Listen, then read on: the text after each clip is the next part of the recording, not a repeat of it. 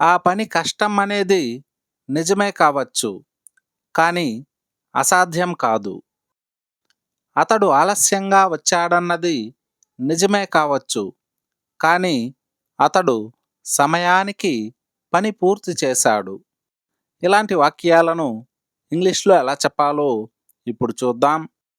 దీనికి గాను మనం it may be true that ను ఉపయోగిస్తాం. It may be true that అంటే నిజమే కావచ్చు. ఆ పని కష్టం అనేది నిజమే కావచ్చు, కానీ అసాధ్యం కాదు. ఆ పని కష్టం అనేది నిజమే కావచ్చు, కానీ అసాధ్యం కాదు. It may be true that the task is difficult, but it is not impossible. It may be true that the task is difficult, but it is not impossible. ధరలు పెరుగుతున్నాయన్నది నిజమే కావచ్చు, కానీ జాగ్రత్తగా ప్రణాళిక వేసుకుంటే ఖర్చులు తగ్గుతాయి. ధరలు పెరుగుతున్నాయన్నది నిజమే కావచ్చు, కానీ జాగ్రత్తగా ప్రణాళిక వేసుకుంటే ఖర్చులు తగ్గుతాయి. It may be true that prices are rising, but careful planning can reduce expenses. It may be true that prices are rising, but careful planning can reduce expenses.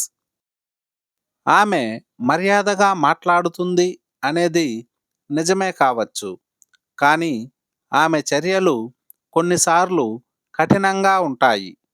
ఆమె మర్యాదగా మాట్లాడుతుంది అనేది నిజమే కావచ్చు, కానీ ఆమె చర్యలు కొన్నిసార్లు కఠినంగా ఉంటాయి.